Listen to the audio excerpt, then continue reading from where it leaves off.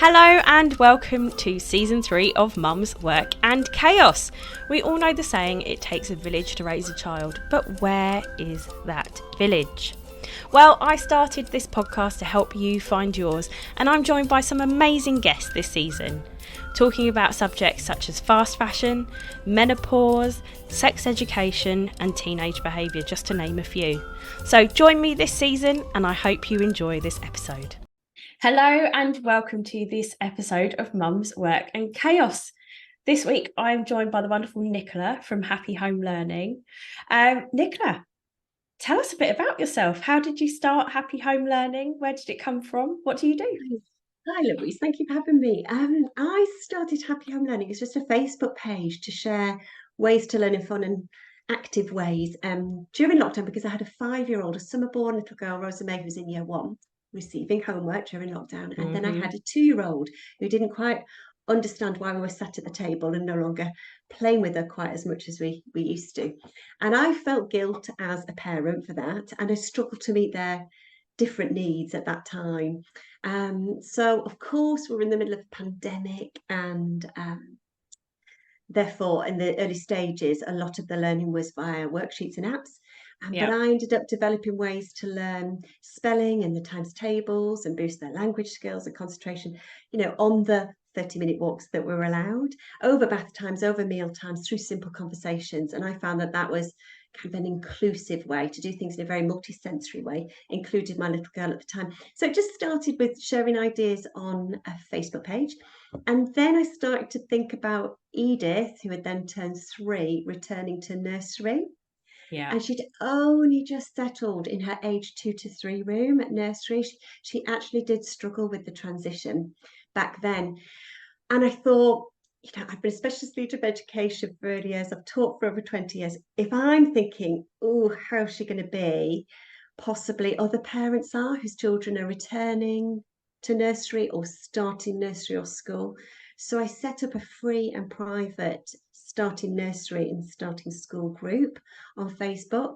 And I just used to share tips to help families understand what to expect in nursery and reception, and to share strategies that I'd developed to support a smooth transition.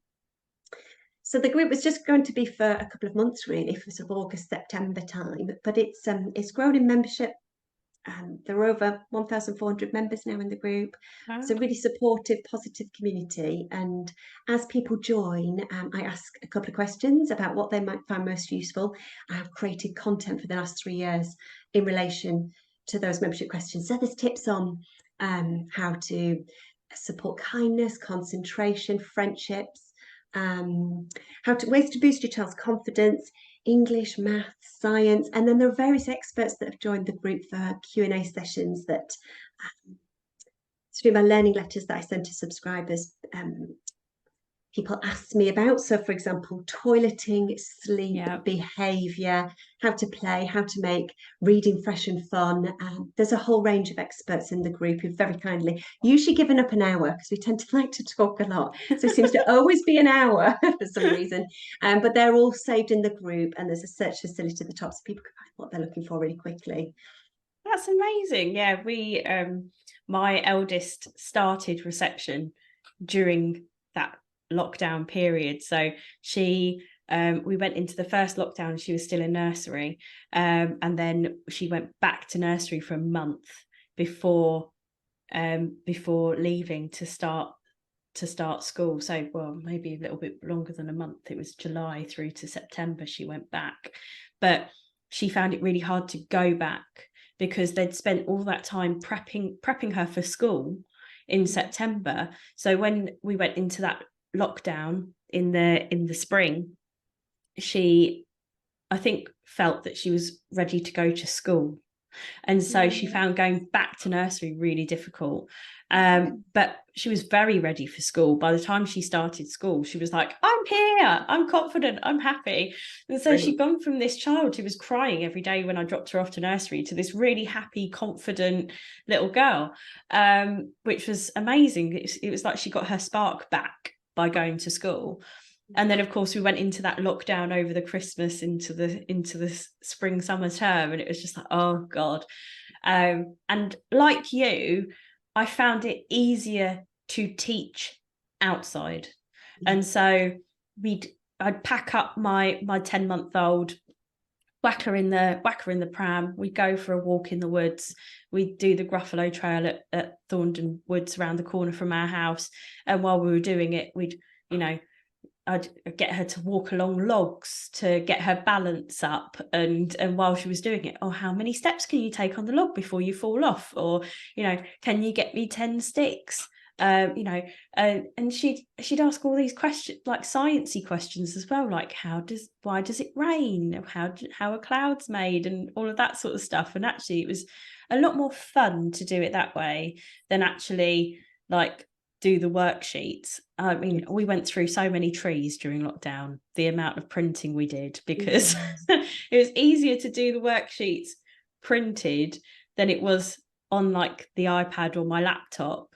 It was very stressful for me. I was trying to work and handle a 10-month-old who was trying to learn to walk, and steal her sister's worksheets while she was working. So it was. I don't think any of us really enjoyed the whole lockdown learning experience. But it was definitely eye-opening, and I think as well, like, made me kind of realize that there were lots of different ways of learning, not just sitting at a desk and getting it done. But you're here today to we've both sent out a Q&A box across our Instagrams to ask our followers if they had any particular questions about homework. And I think most of us who have children in the school system find that homework is quite a tricky and sometimes stressful situation, that I think kids feel like they've done it all at school. Why do they have to repeat it at home?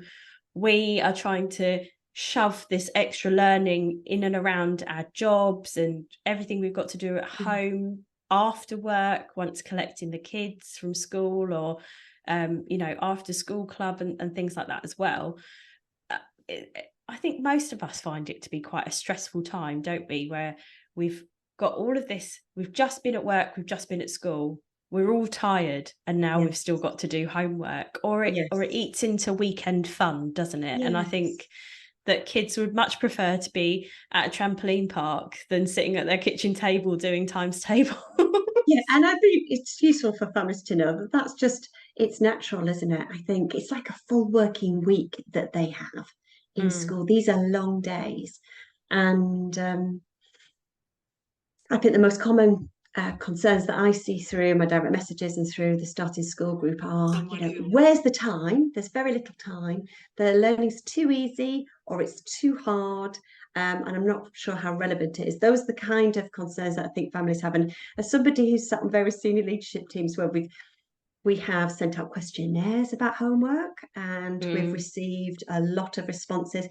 There isn't a one size fits all, and it is a challenge for us as teachers. I look back I've taught from age 3 to age 11 across 4 different schools, 4 different boroughs. It's hard to get it right for everybody. I know in situations I've sort of sometimes sent a letter out with activities that you can do in playful ways, and then I've put an optional challenge on. Some families like it being optional, others don't like the fact that their child has seen the word optional on the sheet. It's difficult. So it'd be really good to unpick that and to go through the many, many questions that we've had on this topic. I'm going to try. I know we've only got limited time, but I'm going to try and answer them as fully as I can, and just let people know that if you need more information, it is within the Starting School group, or there's further tips on my grid. That's amazing. Yeah. So we did. We got quite a few through, didn't we? So this one came through from one of my listeners. How do we reduce anxiety to help with that mental block when they can / know what it is? It's tough, isn't it? Like, kids, I think sometimes when homework's meant to be supplementary to what they've done in school anyway, so really they should have some knowledge about what is being asked in the homework, because they should have already done this during lesson time anyway at school. But I know in some cases my daughter's done something once during the week and then she's got homework on it, and it's not a case where she's done it a couple of times and feels confident with it from school to then be able to do it at home. And then the way I explain it is different to the way her teacher explains it. Yeah. And it just becomes this frustration, this anxiety about, oh my God, I'm going to get it wrong. You don't understand what I'm talking about. Like, what am I supposed to do? You don't know anything. Oh, it's So it's unpleasant. really Because hard, isn't it? the school methods have changed so much. Phonics has changed so much. Column addition and subtraction, the way we teach times tables, it's all changed so much. And I think that's one of the reasons I started my business, was because there's a growing gap, I feel, between what parents want, need, and deserve, and the capacity for overstretched and underfunded schools to meet those needs. And I think post-lockdown, people have become a bit more interested and can see the impact that they can have when they're fully supported and empowered to reinforce the school language and school methods. But it is a challenge, it's a big challenge for schools. And thinking about anxiety, I think what it without knowing the child, perhaps I can refer to some of the common reasons for anxiety that I hear within the Started School group, and that's that people worry about making mistakes. So it might be the parents worried about making mistakes, or the parent might have had quite a negative school experience and might feel that they were never any good at maths. I hear that quite a lot, and children can worry about making mistakes. So I think it's always really important to have a ruler available, and to, when you're doing a task, to say you're going to make mistakes, and that's fine, but we need your teacher to see them. And because when your teacher sees them, they know exactly how to help you. When I go in for parents' evening and I look at my children's books, I say things like, I'm really excited about seeing the kind of pride that you're taking in your books, and I'm expecting to see some mistakes, because if you haven't got any mistakes in your books, the learning's too easy for you and you're not going to grow and develop. And as somebody used to collect in children's books as a literacy coordinator, and we call the book scrutinies, I'd collect every book from every classroom and look through a selection. That's what I would be looking for, some mistakes, to make sure that there's that challenge. So having a ruler there and allowing them to take ownership of crossing things out, I think is important. I'm not a huge fan of rubbers for that reason. Yeah. But as well, I think it's some of the obvious things to make sure your child's well rested, well watered, well fed, and in a good mood before they start a learning task. What can happen when we're time poor as parents, and when our children return from school, and then we might finish work and we need to squeeze in the increasing amount of homework I think our children are getting each year. The temptation is to sort of rush it. And I really encourage families to find those pockets of time where not just your child is most relaxed, but sometimes you are as well. So you've got that kind of, it might be when the other children are in bed, but to try and develop a routine that works best for your child. And I like to have those moments of connection. I think it's something I learned from Anita Clare, who has, she's a parenting expert, and she has the Work Parent Switch book. She talks about how important it is to have that 10 or 15 minutes of just having a chat, having a giggle, being playful, rolling around to the floor, whatever you need to do, having a nice snack at the beginning, getting your child in the mood for learning before you undertake the task. Because food doesn't then have to be used as a reward, and you don't necessarily have to rely on rewards afterwards. The way I do it with us there is we try and get it done on like a Saturday, when my youngest is having her nap. And then my middle one is preschool age now, she's 3, and so they're really starting to try and get them into being at school, the idea of going to school in September. So they have a school bag that they have to bring every day and take home every day, so that they get into this mindset of, I have a bag, I have to remember the bag. They have an optional school uniform, which we've purchased. It's just a t-shirt with the name of the nursery on it, but they they've both got into this idea of, oh, I have to wear my t-shirt because I'm going to nursery. Even my youngest, who's nearly 2, wears the optional school uniform. It just makes life so much easier than having, to sit there and pick out party dress every bloody day for nursery. And then they've started to give her like hand, like fine motor control, like worksheet, so like, like squiggly lines, and can she join the dot to dots for the umbrella and all of that sort of stuff, do circles. And so since she's got that, she then wants to sit with her big sister and do her homework on a Saturday. And so actually it's quite nice having the two of them do it together. Yes. But when my littlest one is there, it's just havoc. And so the minute she goes down for that nap, all of a sudden the mood goes, everyone's a bit more relaxed and chilled. They can get on with it. Or I finish it on a Tuesday after school. So I work from home anyway. So what I do is I'll set up my laptop at the kitchen table. My daughter will come home from school. She'll have a snack, and then she has to do her work while I do mine. And she usually bashes it out really quickly because she'll save maths for last, because that's the most fun thing to do. Okay. But yeah, I totally understand. Like, I mean, this particular listener, I know she's got one child who's in secondary school and one child who's in year 3. So one in year 7, one in year 3. And I think as well, once they get into secondary school, it suddenly is up a notch, isn't it? It's quite a lot harder. And so that there's anxiety, repercussions if you don't do it, or you don't do it to a high enough standard. I do think there's quite a job. It's interesting you said that. I've just been round a secondary school today, and one of my questions was about the homework and the sanctions and how it's administered, and is it all online? Because it's going to become a big part of their lives, isn't it?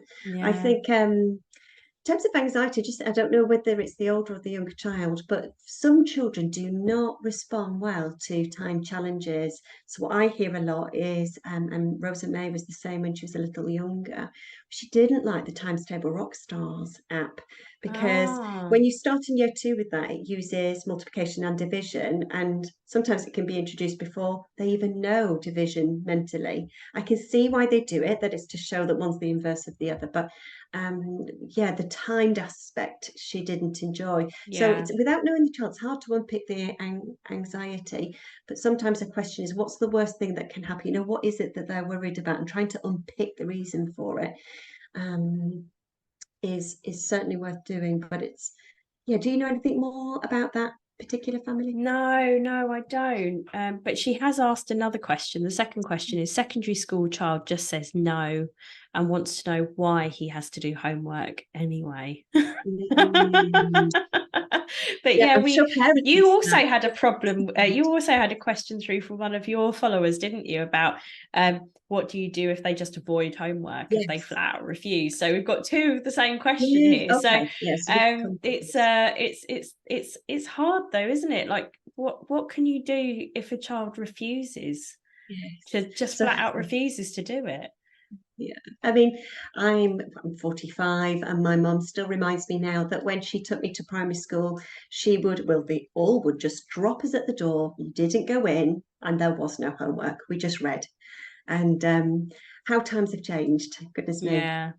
So I'd absolutely start with having a conversation with the teacher about that, because what I understand is that if children see it as relevant and purposeful, that's going to motivate them. If they can see and feel their progress, that's going to inspire and motivate them to undertake their learning. Of course, there are times when it's a research project as they get into the juniors, and particularly at secondary school, that's going to prepare them for the next lesson. But as you've just said, it should be reinforcing what's already happened in class and been taught.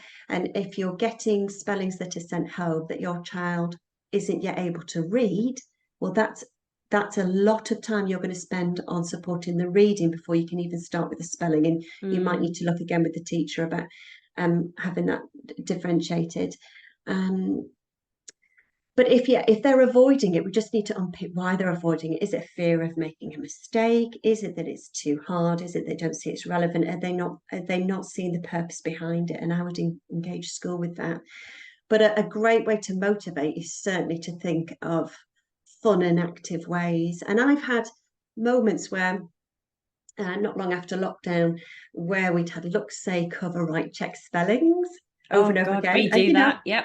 yeah, as I've said, I've taught up to year 6. I have sent home look, say, cover, write, check spellings in my time. I've accompanied them with parent workshops with their child, where you can rotate around a set of tables and learn a variety of ways of approaching those as well. Yeah. But yeah, sometimes you just need to think of like a change of location. So I remember taking Rosa May with her look, say, cover, write, check spelling sheet to a cafe, and for the price of a glass of warm milk, it was just, it was nice. It was a really nice different atmosphere, and I think Yeah. breaking up that monotonous cycle is really important. I think as well, like it sounds like, being in that coffee shop environment, they, Rosa May probably felt a bit more like grown up and like, Yeah. oh, actually, And it oh, was I special can do time. this. Yeah, it Yeah, was special time. yeah, Not that was helping her really with it, but I think there was a reel that received a lot of comments on my grid, which was, what do you say when they don't want to do it? And I think if you start by being curious and you empathise, oh, you've been at school. I think I talked through it on the reel. You've been at school all week. You've worked really hard all week.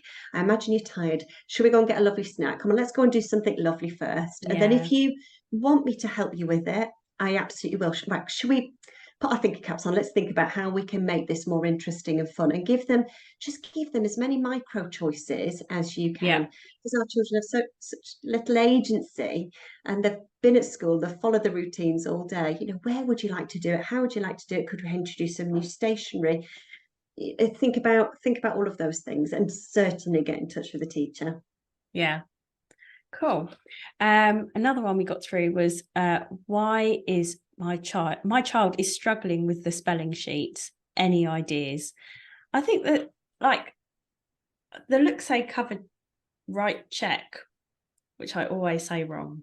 I always That I was always right, end I up with think. like repeat. And then us was like, that's not how you do it. So those sheets, she actually really enjoys those. And they're just a resource from Twinkle, aren't they? But she quite likes those because you've got the spelling there. You've got to say the word, do the thing, da da da da da. And there's like that, you know, it's formulaic. It's always the Yes. same. That's the way you've got to do it. And I think she really likes that. But I mean, the thing is, I don't know what other kind of spelling sheets might be available out there that this child may be struggling with. Yeah. But it's I don't know. Like she sort of just like gets on with those now. She quite likes them. At first she didn't, because she was found that she was having to do the corrections like fairly often. And then as she got more and more confident with it all, the corrections Yes. became less and less. Yes. So that goes back But to what I said before. She could see and feel her progress. So yeah, sometimes it is about giving it time. I think that's a popular approach with schools because it doesn't require too much explanation. Children can do it independently, and there will always be children who are happy to sit at a table and do something repetitively, and are able to do it independently. But we know that children learn in so many different ways. They can learn visually, they learn by listening, they learn by moving, often linking food with learning. That's a perfect marriage mm-hmm. too. So you can often use food. I think have a game for learning how to read tricky words that involves food. But I would say there's so many different ways to do it. So, for example, taking some shaving foam or some flour, popping it on a surface in a tray. We're busy. We don't want too much mess at the end of the day, Yeah. but just drawing it in the flour might be nice. Another strategy I tutor as well, and this is a strategy that I've shared in parent workshops in school, was to put a pen in both hands and to actually Okay. see if you can write the letter, because just that very act of it being novel and fun encourages children to concentrate. And if they're concentrating fully, they're most likely to remember. Things to avoid are always learning spellings in the same order. I've administered a lot of tests in my time, and I've had children who have written out the spelling in the order that they have learnt them, rather than the order I have Read them said out. them. Yeah, Yeah. read them out. um, and I think when you're going to invest a lot of time in learning to spell, you don't want to do it just for the test. Yeah. So the whole point is to be able to apply those in a sentence and to look out for that in independent writing, both when you are writing at home and also when you look inside their books at school. You want to see that progression. Otherwise, what is the point? Yeah. So I It's think funny you mentioned the writing them in an order, though, because I did us the zappers with her last week, and she told me off for reading them in a different order to straight down the sheet. So yeah, that's really funny. But it's like the chanting times tables, isn't it? They get used to it being, and then you say, oh, well, what's 2 times 5? What's 6 times 5? And then they're like, oh, that's one of the most hang on. common sticking points. And so what's the point? I think when children are struggling with their spelling, getting them to take ownership and getting them to spot what they have done that's correct, rather than you noticing what they've done that's wrong, is useful. So having 2 colour-coded highlighter pens, and when they're spelling, can they highlight every letter they've got right in yellow, and maybe with another colour, just identify one thing that they need to work on. Try not to overload them with too many corrections, and that's really, really useful. Or even putting a little tick next to each letter that they've spelled correctly. And as I mentioned before, crossing out neatly with a line, not being feeling shame when you make a mistake. I think it's super important too. But let me think of some more spelling strategies. On my grid, I think I was showing one which was physical. If you've got a really physical child, actually getting into plank position, and I have a reel of where you're crossing hands and you're saying the letter names. So for our tricky spellings, using the letter names rather than the letter sounds is advisable. But as well, you can give them, to scaffold their learning and make it a little bit easier, give them the letters in the spelling at the top of the page, maybe on a whiteboard, and then give them the dashes to show how many letters are in that word. And then they cross off the letters at the top and put them in the correct order. Now, you can make that easier by giving them so many of the letters. You can make it harder by putting some letters that they don't need at the top, some redundant letters, and just having a really wide variety of activities at your fingertips and getting your child to understand how they learn best, I think, is more important than in those early stages getting 10 out of 10 on a test. And I think as well, I always caution against asking too often, how have you got on in your spelling test? How's your spelling test today? Did you get 10 out of 10? Because if you can reward the process and praise the process, you tried really hard with your spellings this week. My goodness, I didn't even need to remind you to do your homework. I know you're concentrating fully, your presentation, you're really trying so hard. That is more important than getting the 10 out of 10. The 10 out of 10 will come, but if we can get those good learning attitudes and learning behaviours from a young age, I think that stands them in good stead. Yeah, us the school's pretty good. So when they do a spelling test, the children write the result in their reading diary, and so we don't have to ask. We can just look and see, which is good. And then, you know, if she has done particularly well, like her school awards house points as well, even for homework. And so, you know, she wants to do well because there's that element of competition there. She wants to contribute to her house points. And I think that definitely helps her. I think some other children, you know, either are quite apathetic to the whole, oh, you know, we're part of a team, we've got to add, you know, the house points, and others find it like quite a negative thing, you know, like, oh, well, I didn't add any house points, I'm rubbish or whatever. Whereas I think she sees that as a challenge and she likes a challenge. And her teacher from year 1 to was also her year 2 teacher, and used to, like,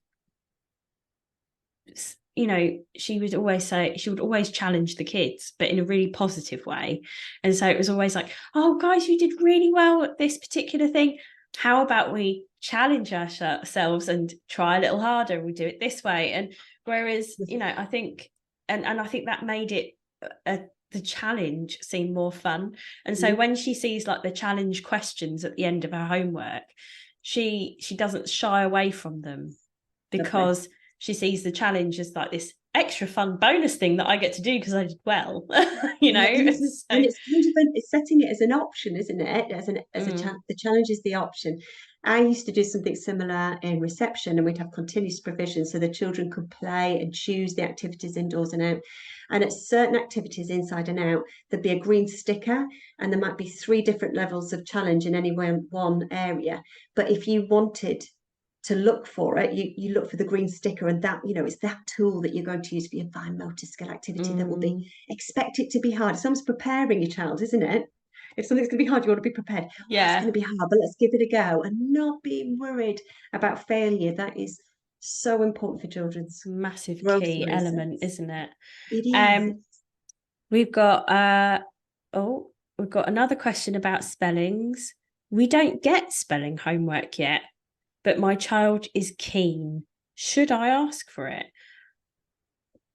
I don't know. Like, I mean, there's lots of resources available for free spelling sheets, aren't there, on websites as well that you can find. But I don't know. What would you advise if they don't already get spellings, but they're quite keen to start doing them? I have a number of friends who don't have any homework and reading homework in the infants. My children go to a school where they do get, and they have received spelling homework from year 1. I mean, I would say that the expectations for spelling are quite high, increasingly high. I've taught for over 20 years, and I've seen the changes in the curriculum. So my take on it is that it is helpful to have those reinforced. But then I think I'd probably come at that from my own personal angle, which is I remember going to a small rural primary school and going to secondary. And those children who had come from a larger school where they did have spelling homework, and I think possibly things were more formal, I don't know. But those children didn't have the red pen all over their books like the children from our primary school did. And I remember that feeling from year 7. I mean, how many years? I'm 45 now. How many years ago is that? I think it's about an appropriate approach, and it's great your daughter loves it, and my girls have been absolutely happy to sit and to do worksheets in year 1. I think when you introduce that though from year 1, you've just got to be careful because it can lose its novelty by the time you get to year 6. Imagine a weekly spelling sheet every week from year 1 to year 6, and there's so many other more fun, playful ways to learn your spellings. So I think if anybody's going to delve a bit deeper and take on some extra learning, I think it's about making sure that the spellings are appropriate. We want children to be able to use their sounds first for short and for longer words, and to be able to apply their digraph knowledge in those words first, and then steadily introduce a bank of more tricky words that you can't use your sounds for. But I have little booklets I can share at the end that have little memory hooks for spellings that compartmentalise spellings into word family groups that make things easier. And if you want to ask, there's no harm in asking. I know some schools do offer different homework to different pupils. I know some schools have a blanket approach where everybody gets the same thing. So it's certainly worth raising the question. Yeah, and I mean, like we were saying before, like even just going out and asking, you know, and working on spellings of the things around you, even if you're just starting off with things like tree and stuff like that as well, or leaf, you know, and can you spell names, that? Yes. Friends' names. Names is a great place to start. And learn to spell the surname. Yeah, during the second lockdown, Asla wrote letters and cards to her friends, and that was one of the ways that I tried to get her more interested in writing and things like that. And her whole class does Christmas cards to each other, and so like we'll sit there with the list of her class, of the children in her class, and she'll write the cards herself. And so we've we've all sort of like encouraged card and letter writing within the class anyway, and I think that she found that quite handy.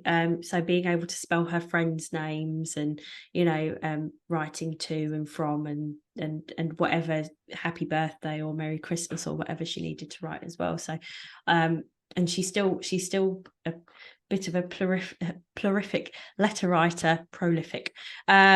She likes to write to aunties and cousins and things as well. So she'll, during the summer holidays, we still try and keep up with it. So those 6 weeks when they're off, their friends are traveling and things, it's nice to be able to try and keep in touch in that way. So I bought her postcards so she could draw a picture on the front, and then write a very short, brief message and copy the address as well. So and that's lovely, because she's seeing that writing is purposeful. It brings joy to people, it connects you.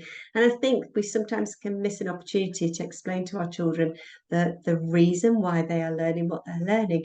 So for example, when you're learning these spellings, it's so that you can communicate. It's so that there is an audience, there is a reader, and if you can use your sounds, that will get you so far. But then it's much easier if we all use the same spellings for keywords, and your writing, your message will be understood. I mean, I always give the example of Father Christmas with the little ones. And I always put some words up that could, he might not understand what that toy is because you've not included all your sounds, or you've not, oh gosh, we really need to work on this because he's going to receive millions of letters and he won't have time to decode them all. We really, so you sometimes have to think like a 5 or 6 year old, but I think it's a lovely idea, that is, to send a postcard, because I imagine she got them back as well. Yeah, she did. She got a few back, which was really nice. So, and my friend Claire always sends postcards to us when she's on holiday and visiting places as well. So she really likes getting those postcards from Auntie Claire and sending letters back, letting her know what she's been doing and what's going on. And then Claire will send me a picture of those letters and postcards and things on her fridge to show us that she's got them. And she sounds lovely. No, they're really good. Someone said, which does lead on from the whole spelling sheets as well, should we be using letter sounds or names? Now, I'm going to be honest, as a parent, I got really frustrated because she learnt letter names at nursery. She learnt the ABC song at nursery, and then started school and went straight into phonics and letter sounds. And then in year 1, relearnt letter names, and it was just like, it was like, you already knew this, you unlearned it, and now you've got to learn it again. It's such a common sticking point, let me reassure you. So it depends on whether it's reading or spelling and the age of the child, but certainly when I've delivered literacy training in schools, what every infant and junior teacher always says is that they don't know their letter names. It seems to be a real issue. So if they're spelling, say not in the juniors, but say for example, it was said, they're saying S-A-I-D. That's what I mean by letter sounds. They're not saying S-A-I-D. So a couple of things. The first thing is, if you're teaching letter names, I always discourage, and I talk about this in the Tricky Spelling and Handwriting resource group, I sing it in full. I might not sing it in full here. The LMNOP song. Do you know that one? Yeah. That's where children get stuck when they're young. They think LMNOP might be one letter. So you want to sing the A, B, C, D, E, F, G. Yeah, you want to sing that alternative instead. And then they need to understand that, say, for example, this letter is the letter R that makes the sound, but you need to keep using the two interchangeably. If you're spelling a tricky word like was, obviously if they use their sounds, like if they're saying was. So for tricky words, I recommend letter names, W-A-S. Okay, but you're right, they start with the sounds in reception, and it is the sounds that will help with the learning to read. Yeah, it's really hard, isn't it? And I think as well, when it then gets more complex and goes into the digraphs and all of that sort of stuff as well, I can totally understand why my daughter found spelling and reading so tricky. It was it was a real sticking point at one point for us. Talking of spelling and reading, we got one question here. If they are learning to read, why is spelling done too? Surely that can wait. Yeah. Mm. In the started school group and from my direct messages, they're just so young. Why do we start children? Because I think we're one of 4 countries that have their children starting school at 4. We could start that Yeah. early with our children. So much is expected of them. They're tired after a full week at school. There is this feeling my child is summer born. I don't think they're quite ready emotionally, but academically they're fine. So we do have those conversations in the group. But the reason reading and spelling are taught together is because children need to understand that blending to read and segmenting to spell are reversible processes. It's almost like the link before we started recording, you talked about the link between multiplication and division, how your daughter doesn't quite see it. She can chant 2, 4, 6, 8, but she doesn't understand this sort of concept of multiplication. So, for example, with a word like cat, you can sound it out, cat. You can blend it to read cat, and then you can break it back up again to spell it. So that really is fundamental to the phonics approach, because phonics isn't just reading, phonics is for spelling as well. But I take on board the point that expectations are high and our children do start from a young age. And partly I wonder sometimes, is it because historically we've been a borrowing language, and I think our language is quite complicated, isn't it? Yes. But with a multi-sensory approach to learning, they absolutely can achieve amazing things. And I would always say, particularly if they're getting the support from home, if you know how to support the latest school methods and use the same language, when you don't have to worry about confusing your child, you can then be relaxed when you're supporting the homework. And any time you spend with your child is teaching your child that learning is valuable. They're taking their values largely from you. So yeah, it's worth just keep asking those questions when the confusion arises. I like that you mentioned that our language is a borrowing language. It's true. Like we've got so many influences from everywhere, haven't we? We've got the Scandinavian sounds from the Vikings, and we've got the the Normans came from France and brought French with them, which impacted our language as well. And then we've got German influence too. So it's really an amalgamation of loads of different languages brought into one. And it can make it extraordinarily tricky. Plus our fond tendency for shortening words as well, or combining words to make new ones, like they are being another there. You're and you are. That's the most common misspelt word I come across. I hate it. I get, I'm very one of those really pernickety people, and I see spellings on things and I'm just like, oh no, that's the wrong there. But someone else has said the best way to help with sound blending. So another phonics based question there. Sound blending's a fun one, isn't it? So many tips, and you could type in blending to the top of the starter school group and they would all pop up. But I think the key thing is, I'm going to say the thing that isn't the most obvious thing, which is how important it is just to read to your child. Read, particularly rhyming books with alliteration in where words begin with the same sound, and really embed the phase 1 phonics, because I don't think I could give you some quick wins, but I don't think that point is often understood by everybody as much as I'd like it to be.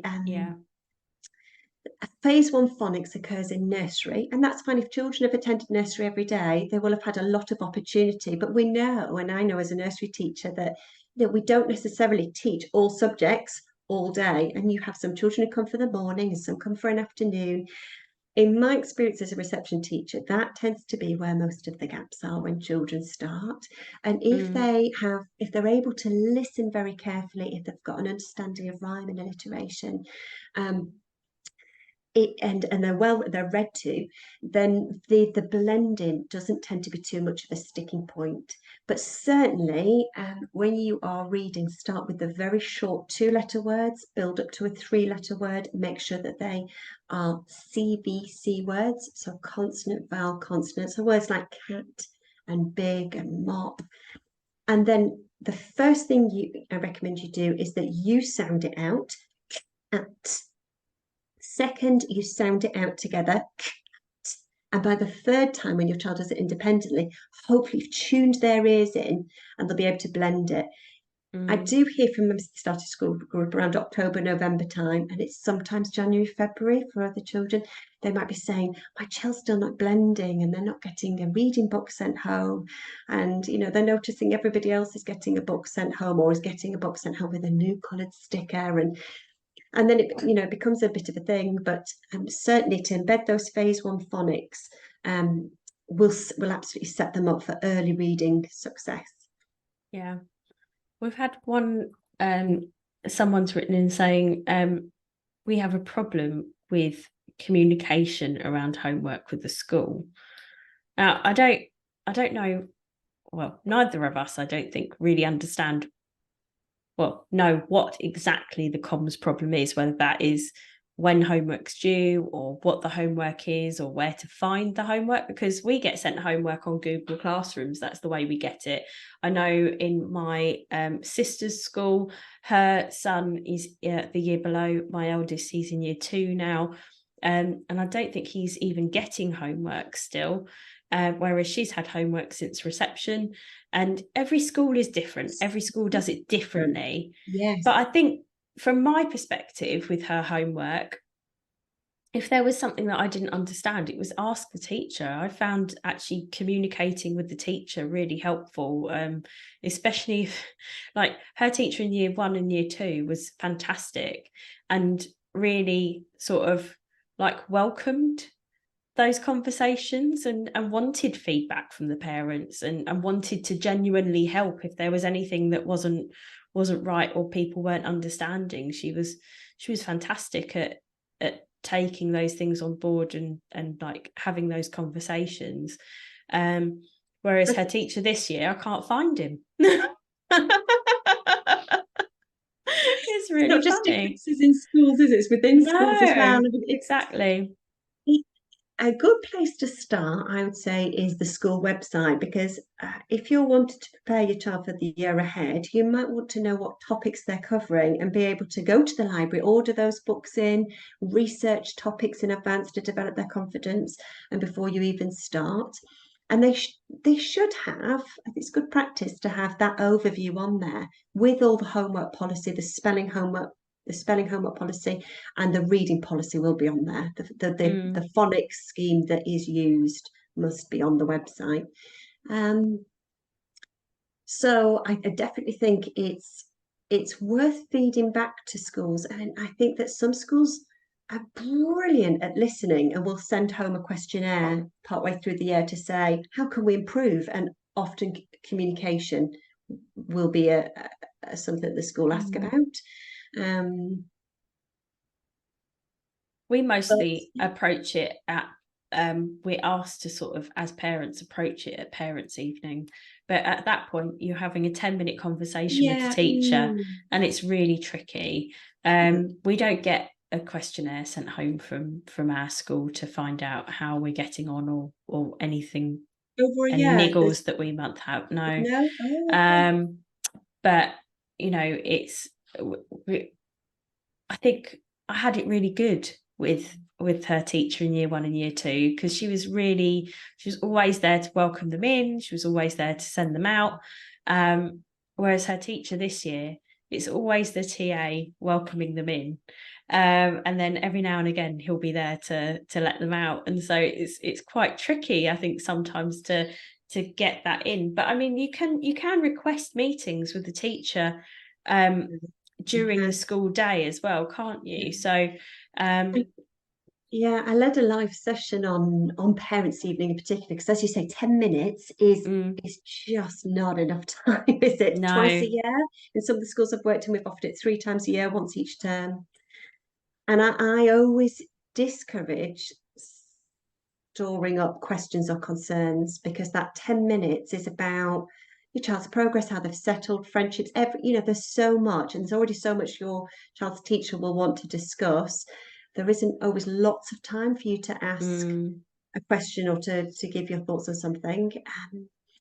So yes, there's the email option. I think another option is lunchtimes, because you might not want to always discuss things with your child present.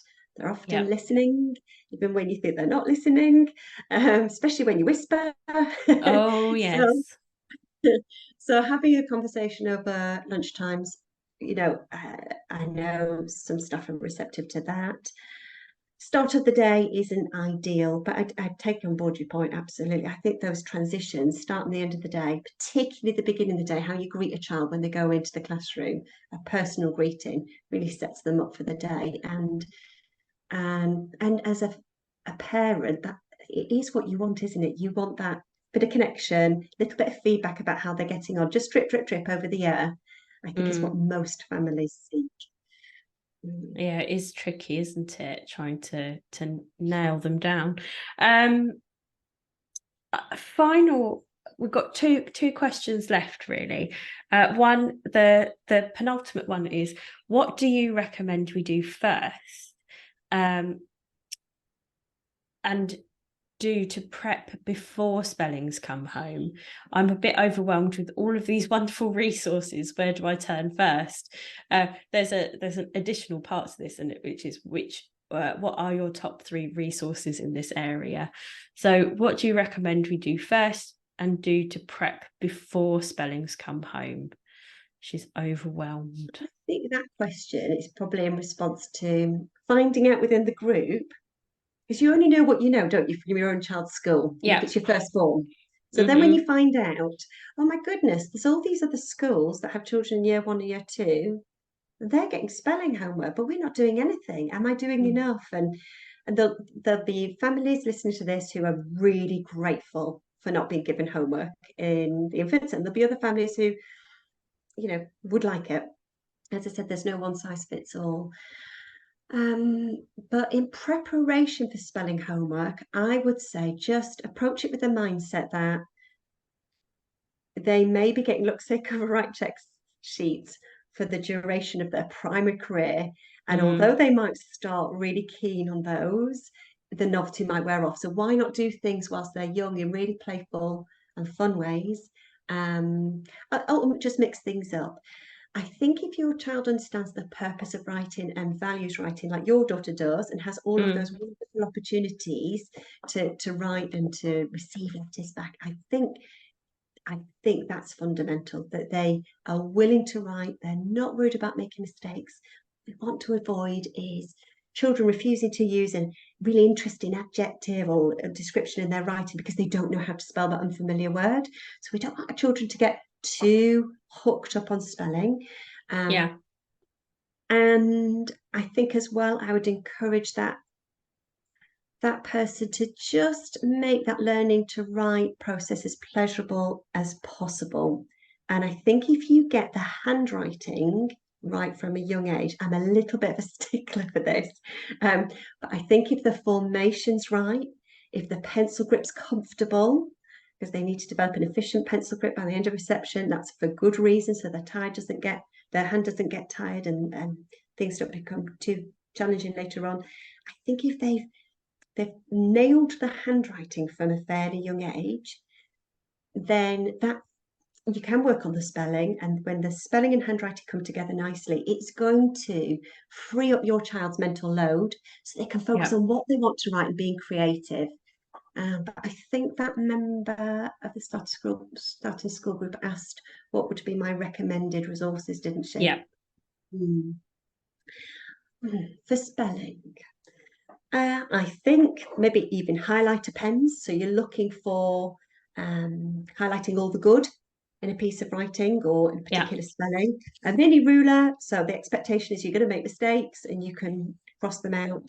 And possibly something like a sand timer so that homework is time limited, a little and often, bearing in mind our children have really short concentration spans, unless learning's fun, and then we can stretch them. But You might want to think even as well about things like the shaving foam and all those ways that Yeah. make learning multisensory. You can get things like a big sheet of foil and spread it out across the desk. And this is great if you've got a little sibling in tow, because you can put them at one end of the table and give them some felt tip pens and get them to write on different surfaces, or spread that out on the floor and allow them to do that.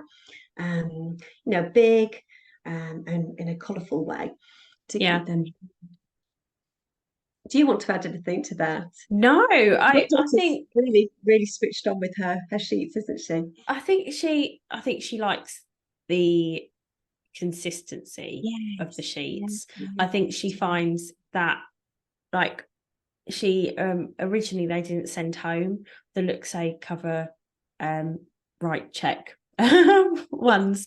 I can never get it right. They didn't send them home at the beginning of the year, and I think she found that really difficult because she's got into that formulaic way of doing things, and I think she found that really tricky at first. She, really liked being able to, just that was the way she knew. She'd done that over year 1 and year 2, and then to move into year 3 and be asked to just copy her spellings down into her homework book, I think she found that a bit tricky.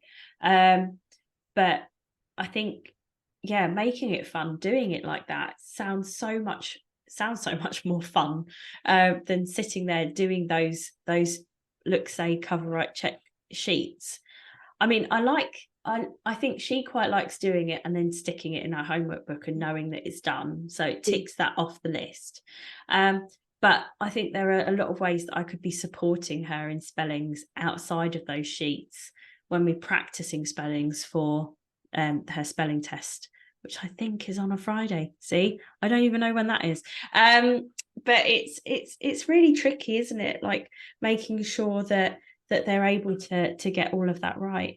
And I mean, like, it's a similar principle, like even if you've got a sand pit at home, being able to do it in the sand pit, or write with chalk on the pavement.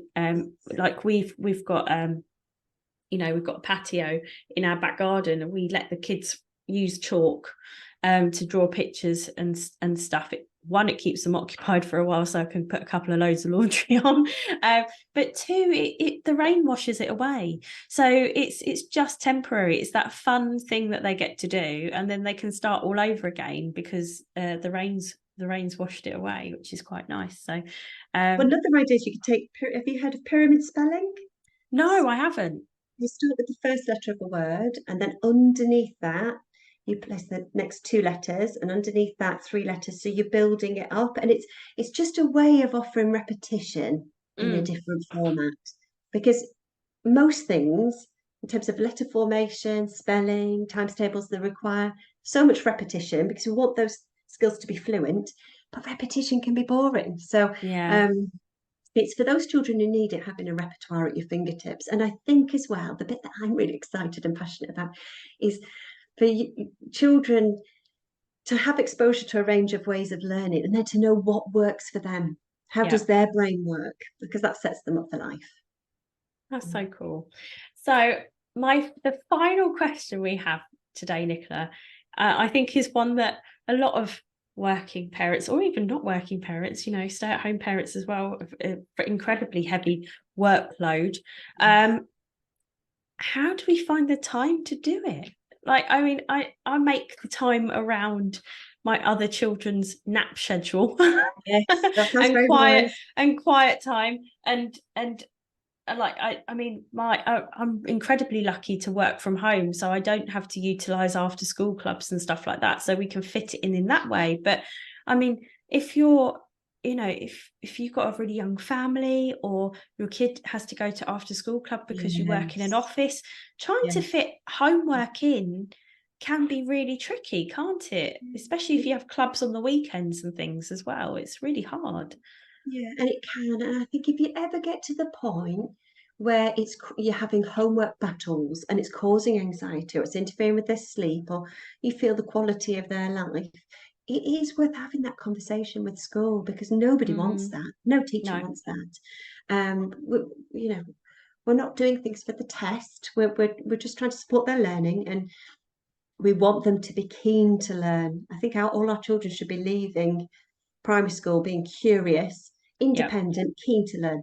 So have that at the back of your mind. I've had a really, really busy time myself between January and July of this year, where I was teaching nursery, I was teaching year two, I was tutoring 3 nights a week, and had my Happy Home Learning business. And suddenly things were getting busy with the business. So um, I had a timetable, but I did the timetable with Rosa May because she was getting spelling homework, sometimes research homework, times table homework. Of course, she was in year four, so she was preparing for that national end of year times table test. And then I've got the needs of another child as well, who's in Yeah. reception and is starting to, learn to read, etc. And we moved house like you've just done, Oh and there's God. everything else. There's just Yeah. everything else going on, isn't there? So 12, 14 clubs a week. So we did a timetable, but we did it together and we changed. And I said, we're going to do this, Rosemary, but we're not going to get it right. We're Yeah. bound to have chosen pockets of time that actually you might be tired after swim lesson or whatever else. So Yeah. let's Yeah. do it. And then, make sure they have ownership of it, I think is really, really important. But I'm a big fan of finding those pockets of time and always going back to the traditional methods of learning through a conversation and learning over meal times, on a walk, in the bath, etc., etc. So, for example, with the times tables, if you have a child who's not really excited about times table rock stars, or like you've just said earlier, your child can chant, but they don't understand necessarily the concept. I have a series of times table tutorials that support children with that. What we like to do is when we're on a walk, play hide and seek to get those Mm. little legs moving on the walk. And then the person who's chanting or isn't counting to 20, they're counting forwards or backwards in multiples of 2, 5, or 10, whichever times table they're working on. And they're doing it from different points because the big misconception, I think, is that you should start from 0 every time. So you Yeah. need to you need to be able to start, if you're counting in fives, from 15, 20, 25 and backwards. You need to understand you're adding five, adding five, adding five. And then when Yeah. you go back, taking away five. You need to stand all those connections. I think that's important. We did a lot of hours in the car because we had a car journey to school. So Mm. if there was an app to use, I'm not a huge fan of them, but they can serve a purpose in those moments. And then it's time limited, or if there's pockets of time where they need to read aloud to me, you think, it's time limited and you get into a routine because it's part of your journey. And routine, I think, when you're busy is absolutely vital. And I I would remember my mum doing it with us in the car on the way to school and on the way home and things like that as well. So it's, yeah, I totally and remember doing it in that way. one of the tricky word tips games I have, a little activity tin, involves like paper cups, or you could use any cups with an object underneath. So if you've got an opaque cup, plastic cup, fine. And you could put anything underneath, a cup of raisin, anything. And then I put sticky notes on the cups, Yeah, with a range okay. of tricky words on, like said and was of people. And as I'm cooking, every now and again, move the cups around. Which do you think the object is hidden underneath? Can you tell me the name of the cup? Nice. It just, if you're lifting up the lid to a computer or to a opening the door, opening a cupboard door, toy cupboard door, or the car door, having a series of letters on a post-it in a mixed up order and saying, which word do you think that spells from your spelling test this week? Can you press each letter in the Mm, order they appear? So it's just trying to yeah. just to slip 5 minutes in here and there, and to also encourage your child to be involved in that process of how are we going to do it? How would you like to do it? That's so cool. No, that's brilliant. And that's the other thing is like it is just finding those chunks of time, isn't it, to be able to actually, do it. I mean, the school is very, worksheet heavy. But there's still ways of doing things around it. And, even just updating the homework book to say we've done the homework, just maybe not necessarily in the way that you've specified with this worksheet. We've completed it, it's done. We did it in a different way. They should generally take it, shouldn't they, that the child has done that homework anyway. So I you had a shouldn't feel conversation at pressured parents' to. evening. No, I had a conversation at parents' evening where I just said, would you mind, because I've got some ideas for how we could do the spelling in other ways. Would you mind if sometimes we did that rather than the she, if she Yeah. continued to make the same or better progress? And she said that's absolutely fine, absolutely fine. Yeah. So sometimes you could take breaks from those methods. And as I said, not every child loves the Times Table Rockstars timed challenge. So sometimes looking for alternatives is key. That's amazing. So, Nicola, if everyone should be looking for you anyway. But if everyone was looking for you out there in internet land, where would they find you? So I'm Happy Home Learning UK. I have an Etsy shop, but I am actually just setting a website up at the moment. The Starting School group is in my bio on Instagram, or you can send me a direct message and I can send you the link. And it's free and it's private. It's got 3 years worth of content in response to the membership questions. So it's lovely. It's a lovely, positive space where I think one member said, she gave me some lovely feedback and said it's the one group where I feel like I could ask anything and I wouldn't be judged. I think it's a really special community of parents. And we talk about not just learning, but everything, all the parenting challenges as well. So it's I think incredibly important to build those communities as well. And that's exactly what I wanted to do with Mum's Work in Chaos. I wanted it to be somewhere where anyone could come, learn something new, and that there was no judgment at all. Like, we shouldn't feel shamed for not knowing something. And especially with starting school and things like that, it's a really difficult process, not just for the children but for the parents as well. So it's crazy, isn't it? But they can also find you at HappyHomeLearning UK on Instagram as well, can't they? That's right. And I send learning letters out with top tips as well, so there's the option to subscribe to those. And then I have some products that just help make learning active and fun. All those things that require repetition, because we know repetition can be boring, can be supported in a variety of ways. So there's the tricky spelling and handwriting resource group with lots of strategies for learning to spell and how to form letters correctly.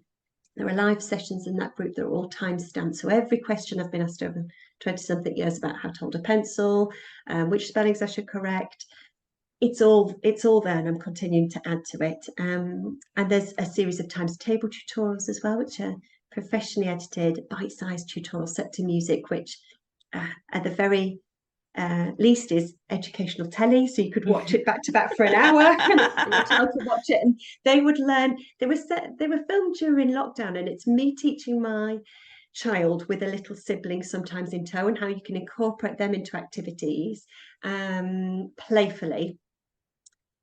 And I think children learn really well from watching other children. So you see Rosa May's mistakes as well, and you see her progress, and they're all quite uplifting and novel ways to learn when you're baking, when you're on a walk, etc., etc.